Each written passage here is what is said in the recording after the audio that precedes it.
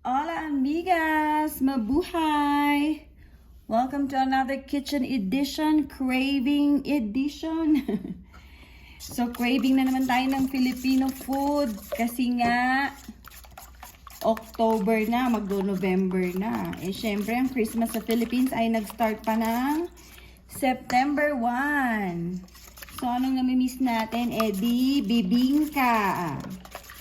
Kaya gagawa na lang tayo ng ating bibingka. So, ayan. Meron ako ditong 4 eggs. Tsaka sugar. 1.5 cup lang yung sugar ko. Kasi, wala akong nabiling coconut cream. Ang nakita ko lang, coconut milk. Eh, yung coconut milk, medyo matamis kasi siya eh. Kaya 1.5 cup ng sugar lang. Pero kung coconut cream yung gagamitin, 2 cups ng sugar. Mix muna natin ito.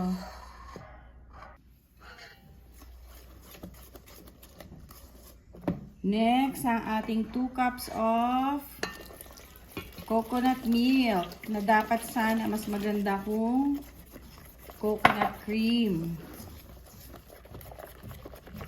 So wala akong mahanap. Ang hirap maghanap ng coconut cream dito. And melted butter, 1 whole. Melted butter.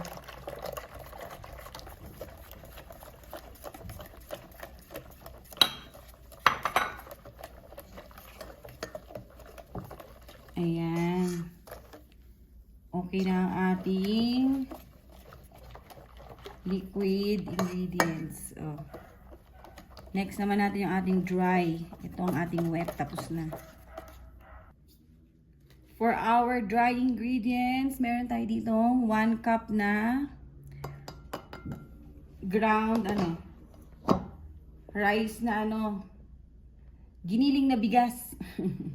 Ground rice and 1 cup flour. Tapos, lagyan natin ng mga 3 teaspoons na baking powder. Ano ba equivalent ng teaspoon sa 1 tablespoon yan. Pag 3 teaspoon ng baking powder. Tapos, lagyan natin din ng salt. Lagyan natin ng salt. Mga ayan, 1/4 teaspoon of salt. Tapos haluin natin.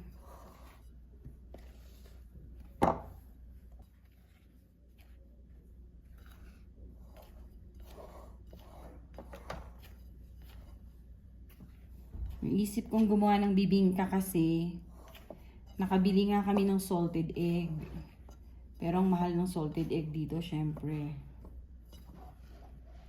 From China. Ayan. Pwede na to. Halo natin dito.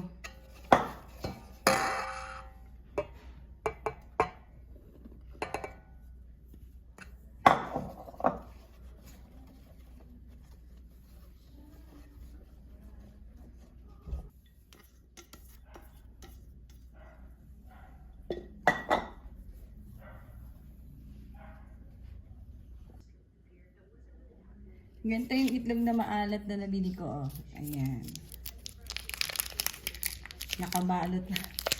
Naka-vacuum seal siya per egg. Ayan.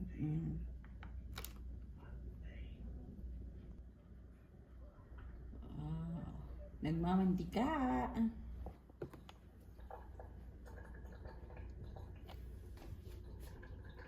Ayan, may salted egg na. Cheese naman. Wait, kuha tayong cheese.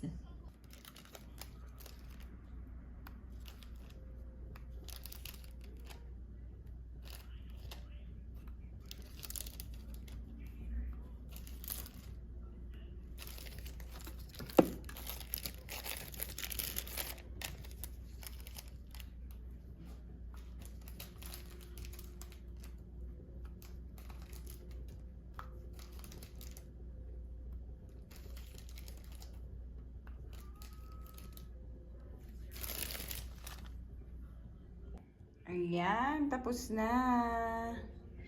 May cheese na at may salted egg. So, isa lang na natin to sa oven. Kasi wala naman tayong uling. Sayang natin sa oven mga 450 degrees Fahrenheit. Mga ano. Kasi maliit lang naman to eh. 20 to 25 minutes. O, check natin after 25 minutes. Tapos, ibabrush natin siya ng melted butter na may atsuete. Para color orange siya. O, diba? Pero wala naman tayong nyog. Kasi nga mahirap maghanap dito ng nyog. Tsaka ng gata. So, pwede na yan. Cheese and salted egg. At least meron.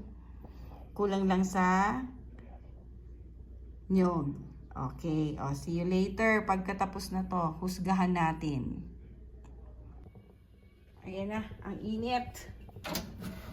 Natin. Brush na. Ayan. Tapos na. Ang ating bibingka. I-brush na natin ng butter with atsuete. Ayan, para maging orange. Oh, ito.